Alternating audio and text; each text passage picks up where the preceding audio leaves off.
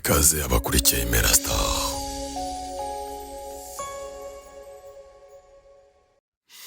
Reka amakuru yacu tuyahere kuri inkuru ivuga ko u Rwanda rwashimangiye ko rukiryamiye amajanja ku mugambi wa Tshisekedi na Evariste Ndayishimiye.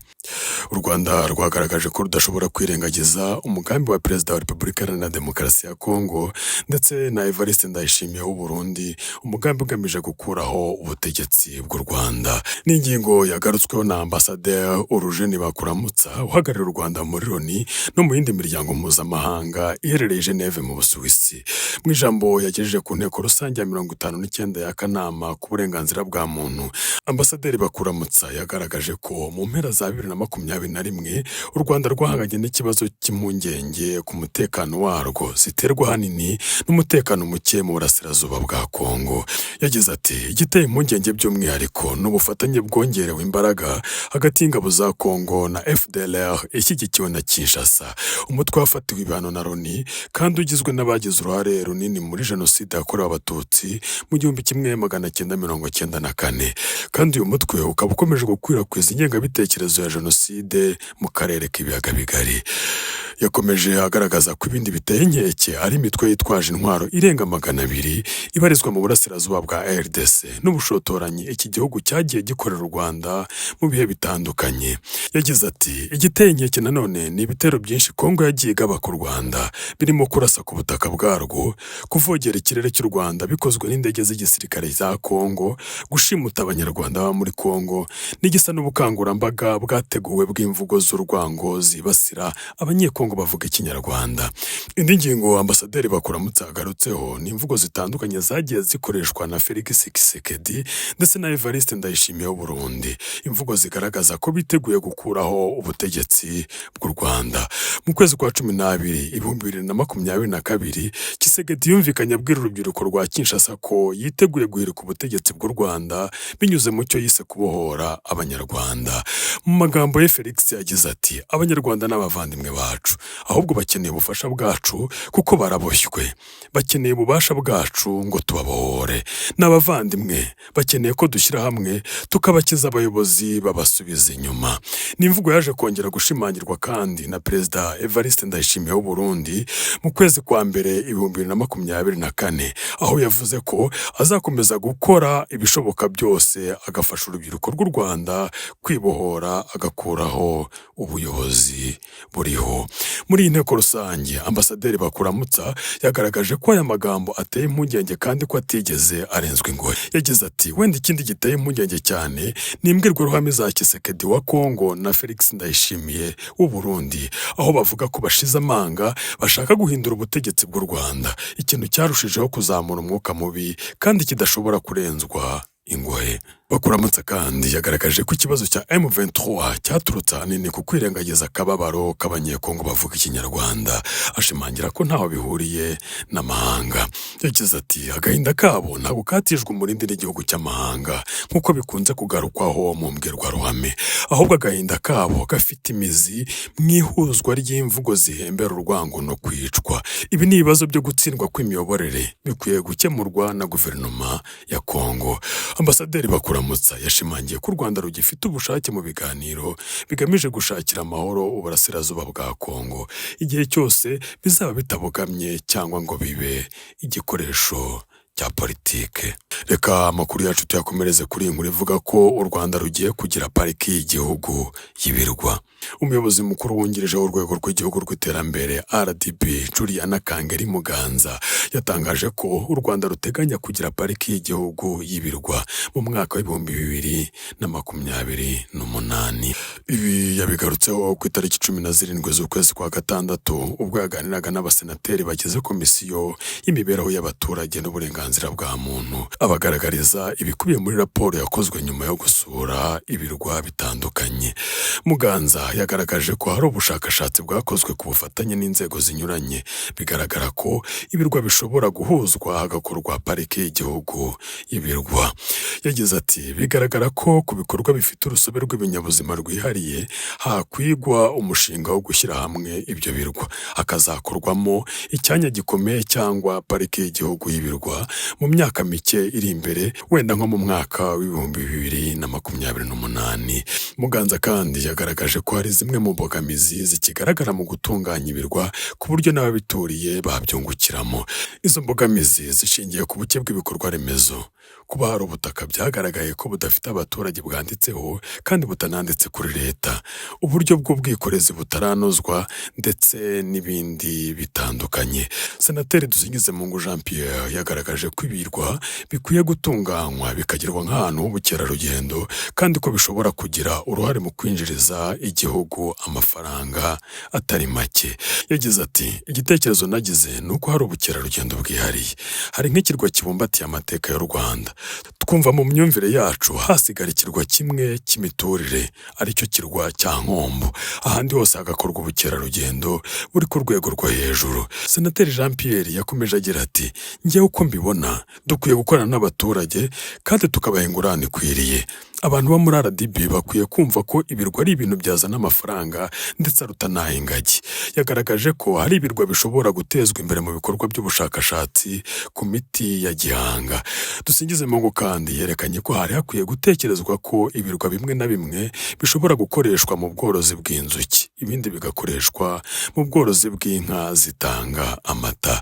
Kugeza ubu u Rwanda rufite pariki y'igihugu y'Ibirunga, pariki y'igihugu y'Akagera, pariki y'igihugu ya Nyungwe n'ibindi byanya nyaburanga bikurura ba mukerarugendo. Reka amakuru yacu tuyakomereze kuri iyi nkuru ivuga ko ikibazo cy'itumbagira ry'ibiciro by'ibiribwa gihangayikishije abatari bake.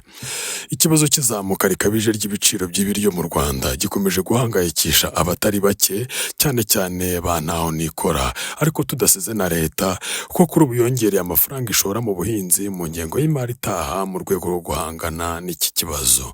Impuguke y'umuryango w'abibumbye ku bibazo by'ubukene bukabije Olivier de Schutter uheruka gusura u Rwanda no gukora isuzuma rye, yasohoye raporo ivuga ko yasanze 17% by'abo baganiriye batabona ifunguro rihagije, naho 75% bakaba badashobora kubona ifunguro ryujuje ibisabwa. Umwe mu bagore BBC yasanze mu murenge wa Kivuruga mu karere ka Gakenke mu ntara y'Amajyaruguru yavuze ko bimugoye cyane kubonera abana ifunguro rihagije rikenewe ku munsi. Yagize ati nta biryo rwose, ntabyo, uzigamira akana gatoya ku manywa abandi ku manywa bakabwirirwa, ubwo nyine abakuru birumvikana baba bagomba kurya nijoro. Ikibazo cy'ubwiyongere bw'abaturage, imiturire mibi, imihindagurikire y'ikirere no kugabanuka k'ubutaka buhingwa ni zimwe mu mpamvu zivugwa n'impuguke z'ubukene bw'ibiribwa bugenda buboneka muri iki gihe.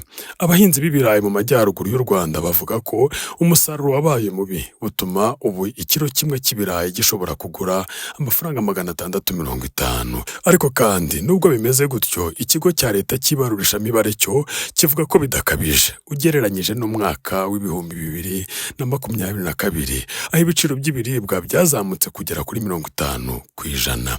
Gusa n'ubu biraboneka ko leta ihangayikishijwe n'iki kibazo.